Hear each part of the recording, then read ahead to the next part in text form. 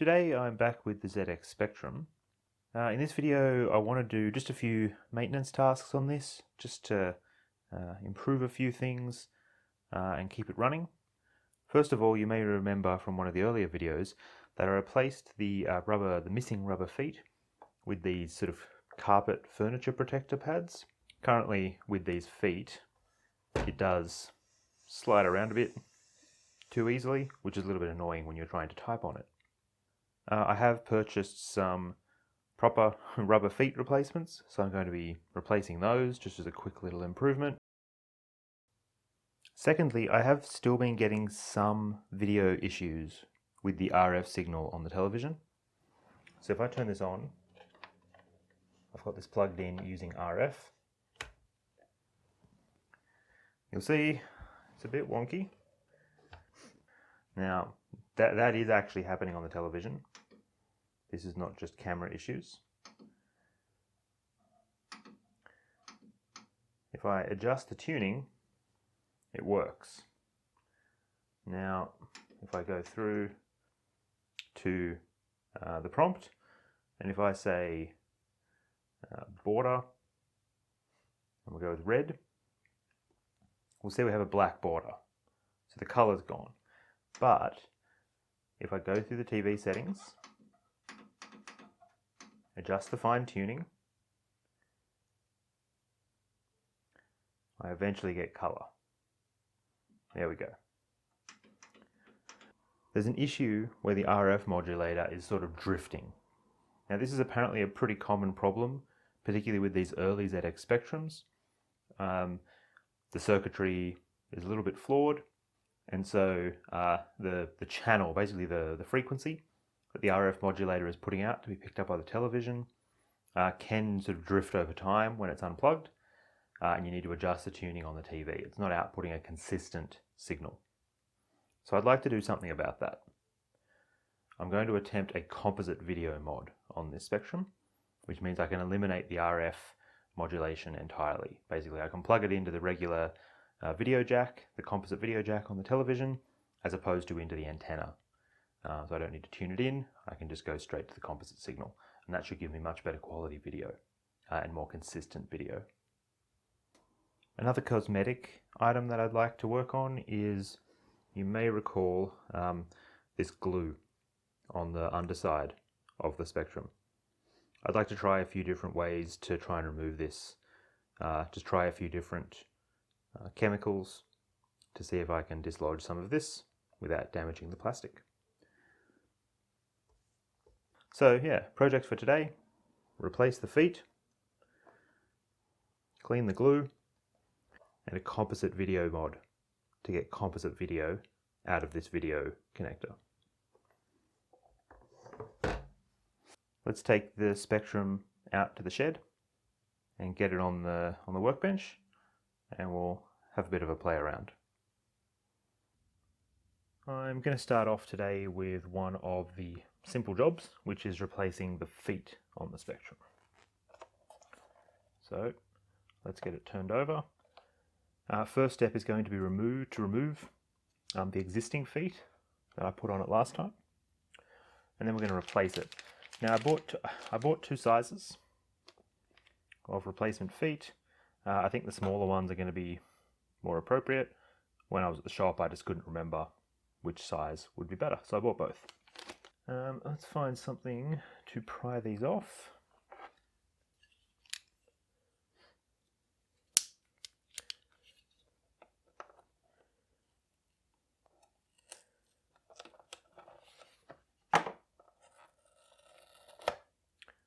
Okay, it comes off pretty easy. And yeah, these small ones, they're not an exact fit, but probably be better than the big ones, particularly over this side. I remember I had some problems with the size of this carpeted pad interfering with both this screw and also the speaker holes.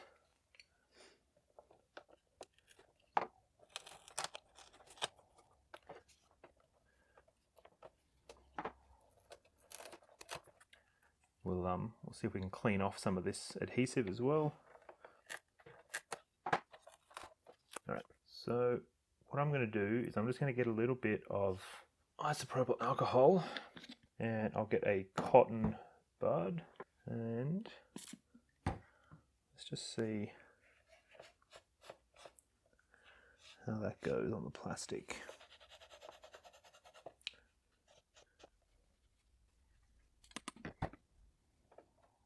See if this dissolves some of the adhesive at all. Make it a bit easier to scratch off. Yeah, it seems to be coming off. Get in there with the fingernail. I need like a plastic scraper for this, but I don't have one. I don't want to use a metal tool and risk scratching the plastic up too much. There is a little bit of sticky tape or something on this one. Maybe this was some double-sided tape. See if I can get that off as well. Okay. Let's see if I can get a bit more of this off. I'm just going to use some window cleaner on some paper towel.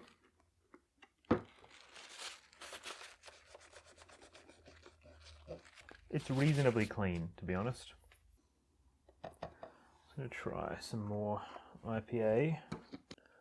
See if this will dissolve some of this adhesive. On quite strong. Now, I'm just going to hit a bit of IPA onto these spots here as well and see if that has any effect on loosening this up. I kind of suspect it won't, and then I'll need something stronger.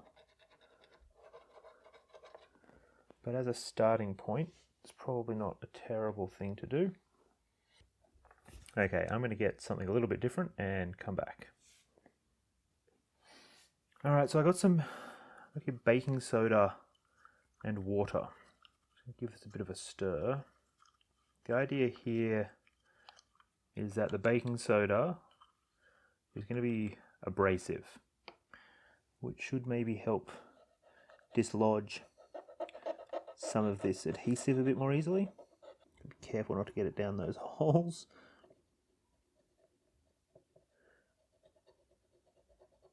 Yeah, it seems to have taken it off. Now I do have baking soda all over this thing. Paper towel and try and rub some of this off. What I'm interested to see is if this does any damage to this adhesive that's all over it. And when I say damage, I mean helps remove it. Let's try with this big patch here.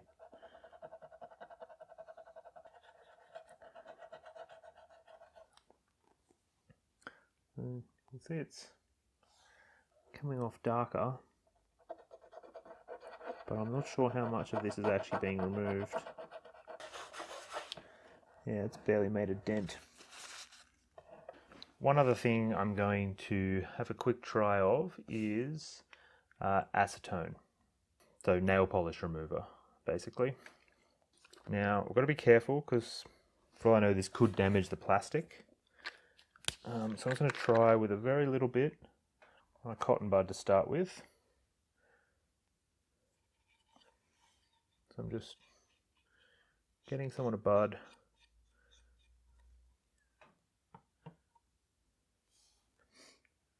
Let's just apply a bit down here. Yeah, see? Look at that black. It's just going to take the paint off if I'm not careful. Definitely seems to have had a bit of discoloration there from the paint. So I'm not sure about this, if this is going to be a good idea. I'm just going to apply some of it to this patch here. No. Yeah, I'm worried this is just going to damage the paint more than I'm going to do good here. So let's skip the acetone. This is the bottom anyway, so if I can't make it look good, that's not the end of the world. No one will see this part.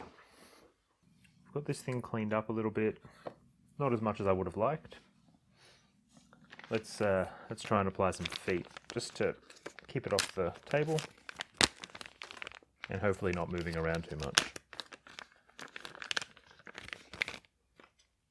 All right. So we have here just some fairly standard rubber feet, and as you see, they're not an exact match, but they should fit pretty nicely. So we just need 4 of them. So one just here, Another one up here. Another one down here. And lastly up here. Now that's much better. Nice and steady. Cleaning done.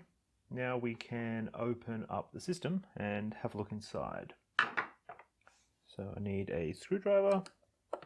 It's just 4 Phillips screws. Oh, 5 Phillips screws, sorry. Missed one at the top there. Baking soda still on it. Alright, now we flip this over. And we gently lift off the top, keeping in mind that there are some ribbon cables. There are some ribbon cables in here that we do need to disconnect. They are quite sensitive, fragile. We'll carefully remove those. And there we go. We have the keyboard removed. Put that aside. For those that watched some of my other Spectrum videos, you'll know that so far we have replaced this transistor. This was causing bad voltages, which was causing issues with the RAM. We fixed that and that got the system running. Secondly, we were having color issues, and to resolve that I made some adjustments to these adjusters here. That was to adjust the color levels. With those modified, we were able to get the full range of colors out of the Spectrum. But now I'm still having issues in the RF modulator, and that's up here. So this is where the video comes out. Alright, so what we've got here is the video out, and it comes out of this metal box here. This is the RF modulator. Now, RF modulator, or radio frequency modulator, this is what takes the video signal and converts it into an analog video signal to be read by a television. Now this is the cable that you just plug into the back of your TV into the antenna slot. And this allows you to basically tune your television in to the analog signal coming out of this board. This was very common back in the day, back before televisions had all the video input options that they have now, HDMI, and then before that, component, composite, S-video, SCART. Before all of that, it was really just RF was the only option. And that's the only option that this computer came with when it came out. Luckily, the way that this system works is it actually generates a composite video signal. Now, by a composite video signal, for those that don't know, that's the single video cable. So you might remember plugging in a VCR or a DVD player or an older video game console, where you'd plug that in with the yellow cable to the video and then the red and the white cables to the audio. Well, that yellow video cable, that's composite video, where the entire video signal is carried on one cable, and then the audio is split out onto other cables. In this RF signal, both audio and video can be carried together on the one line. Now, composite video is still not great, but it's much better quality than what we can get out of an RF signal. The way that this computer works, is it generates a composite video signal, sends that in through these wires here into the RF modulator, and then inside here there is circuitry that converts that into an RF signal to send out through this connector. Pretty conveniently, both RF and composite both use the same plug.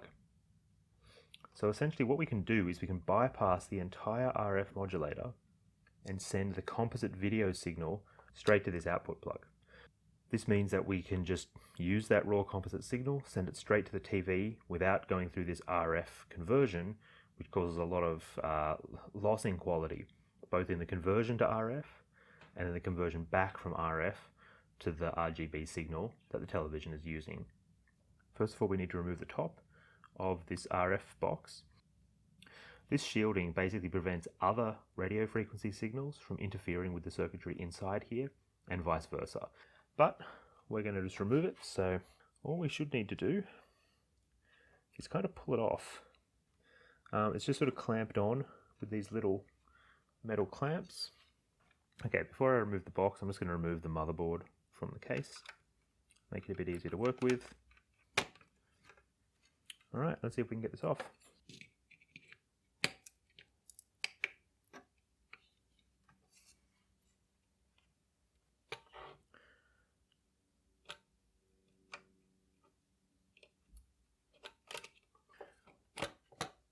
There we go. So as you can see, it's just a thin sheet of metal. Nothing fancy. And then inside here we can see the actual RF modulator circuit. So the important thing here is this is the output plug. Basically what we want to do is bypass all of this circuitry. Well, yeah, basically bypass the majority of this circuitry and send signal straight from out here to the output jack rather than going through this circuit. Let's quickly discuss what we're actually going to do. There's two wires here coming from the motherboard and going into the RF modulator through these two holes. This one on the right is power, so this provides power to the circuit, and this is the video signal. The ground for this is really just the shielding itself. So essentially the power comes in here, the video signal comes in here, circuitry in here converts that video signal to an RF signal that then leaves through the center pin of this video out, goes through the television, comes back in through this ground connection, back into the ground plane, which is connected to this RF signal. So if you were to check continuity between any part of the ground plane, you'd find continuity to this RF board. So what we want to do is first of all completely disconnect all the circuitry inside the RF modulator. So first of all, the output, you'll see there's this resistor that's wrapped in a bit of insulating rubber, and that is then soldered to this bit of metal here, which is where the video basically leaves. When you plug a connector in here, that makes contact with this section here, which is soldered to the resistor, and that's where the video signal goes out.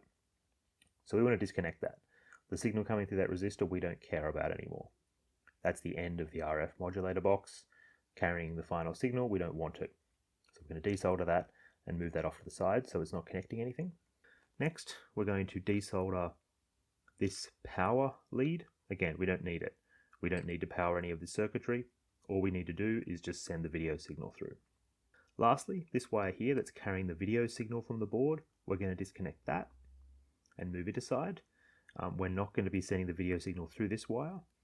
Instead, we're basically going to take the video signal from this pad here, which is coming through here. You can see a trace leading back through the circuitry, off onto the board where the video signal is generated. And we're basically going to connect a wire straight from this pad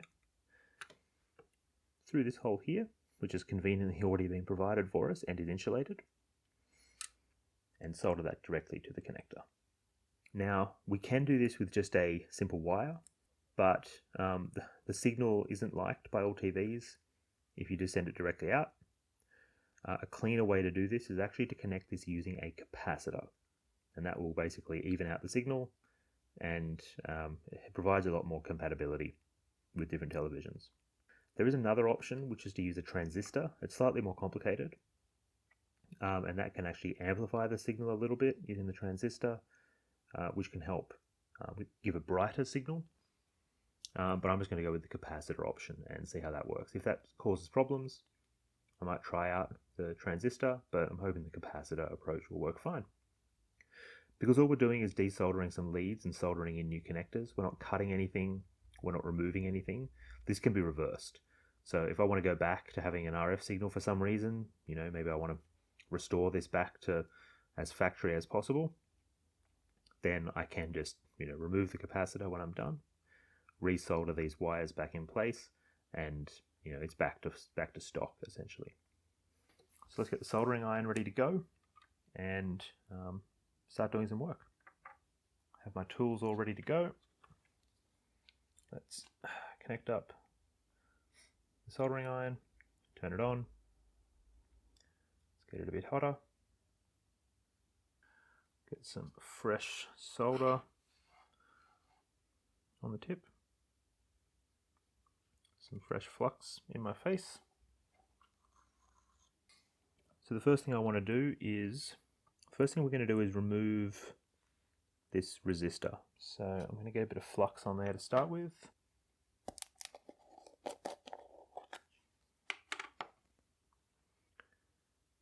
Cotton bud.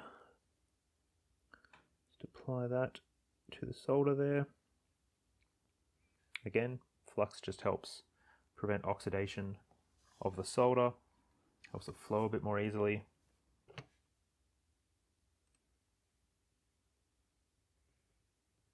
Flux is sizzling away, solder's melting.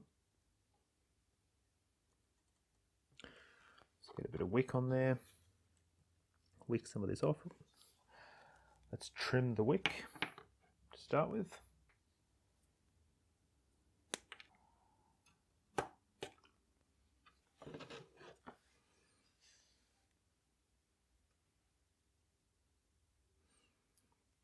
See if I can get this wicked off.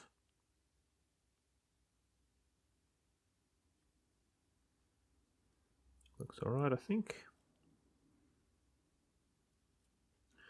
There we go. Let's just see if I can remove this resistor. Yep, there we go. That's disconnected. Perfect. So I'm just going to bend this aside. There we go.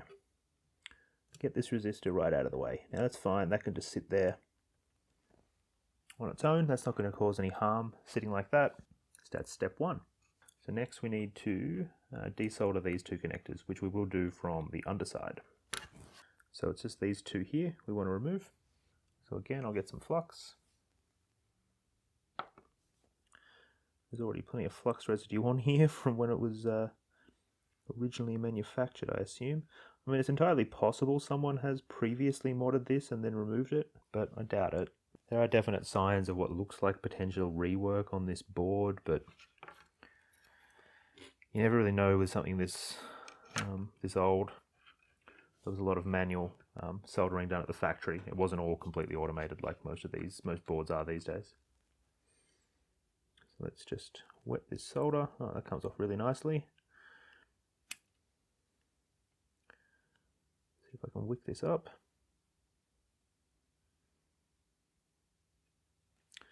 This is much easier than some of the other work I've done.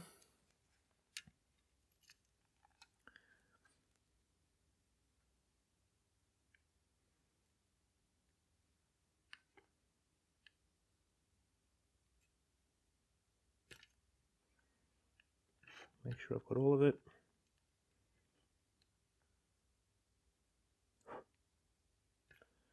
There we go. Let's see if I can bend these pins around. I can, I think. These are just braided wires as well. Interesting.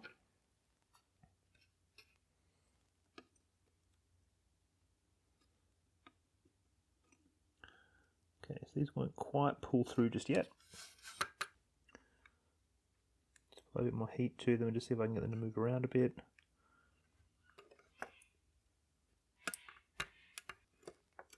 There we go. That's through. A little bit of solder left there I need to get rid of.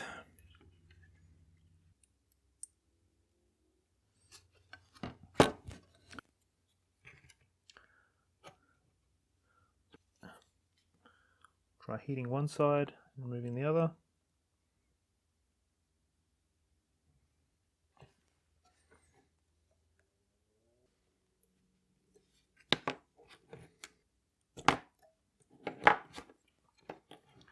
There we go. A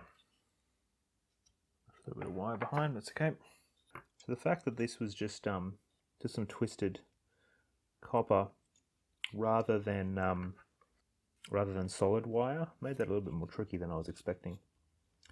But all we need to do is just bend these over, and I've just bended these back over just so they're out of the way. They'll get tucked back in underneath the RF modulator lid when I put this back together. Alright, next step is to install the new capacitor. So I just need to go check my bag of capacitors and see if I've got an appropriate one. What I want is a 100 microfarad capacitor.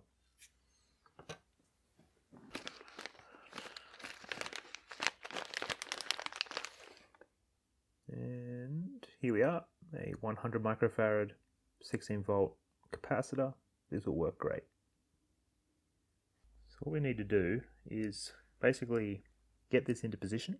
So electrolytic capacitors, the side with the bar on it is the negative or anode, and so that's the part that we want to connect to the output here. The positive signal will come up this lead, out that lead. Now the way that we connect this is essentially going to be something like this. So we need to keep in mind that this needs to actually fit inside the case. So we've got to be careful with how we position this. So something like that. Tucks in nicely there. And then we're going to want to bend this lead down and around, like so, to fit down through this hole. So let's see if we can get that in. Let's see if we can get this capacitor down in there. And then still run this through. So this is all a bit fiddly. I'm going to trim this down because I don't need it to be anywhere near this long. Let's trim it down now.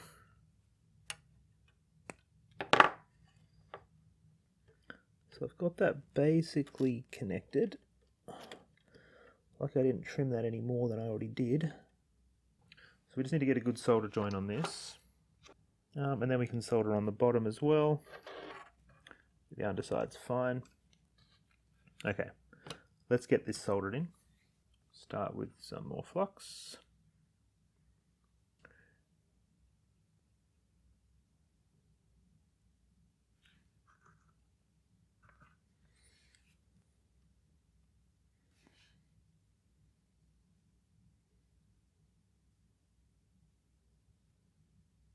Seems like most of this just wants to fill up the connector there. But I think that's got to join. Let's just give it a bit of a wiggle. Yep, that seems to be connected. Now again, a bit of flux just on here.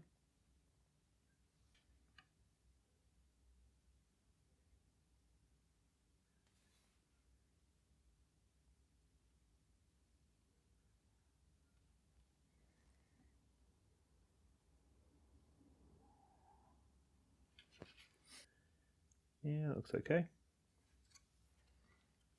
I'm just double checking work up there. That all looks good. So let's just trim this off.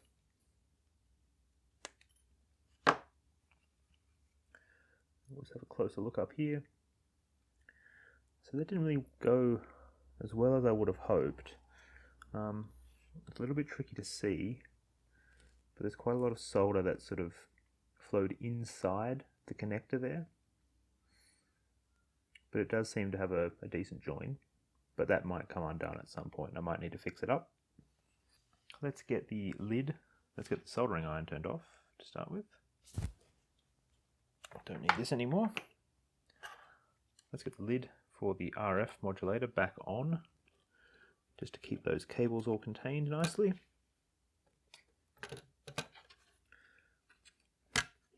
Alright, perfect. Now let's get this back into the case and we can give it a try. Now I'm back inside with my freshly composite modded Spectrum, freshly reshoed Spectrum. Let's try hooking up a composite video connection and see if this works. Here we go. Composite jack plugged in. Composite jack plugged into the TV. Alright, TV's on. Now I'm going to switch it to AV. Okie dokie. Okay, so we're on AV. Now I should be able to plug in the power Now if everything has worked, which I really hope it has, when I plug the Spectrum in, we should get video. Haha! Excellent, it works. And that already looks so much clearer. Let's see if we get color. Yeah, great. Let's just try all the colors. Blue. Red. Magenta. Green. Cyan. Yellow. And back to white. Awesome. That looks so much better now. I don't know how well that comes through on the camera. I might put a side by side of the RF video from before with this composite video. But I'm really happy with that. That looks great. So the next major thing that I want to do with the Spectrum is try and get some software running on it that isn't just stuff I type in through BASIC. Now the real way to do that is going to be through these audio jacks. So that's the next thing I'm going to be having a play around with, trying to load some software in, either off cassette, which I do have some cassettes, or loading it maybe off my phone. I'll have a bit of a look around and see if there's anything cool. But yeah. Thanks for watching. I'm pretty happy with this, and see you next time.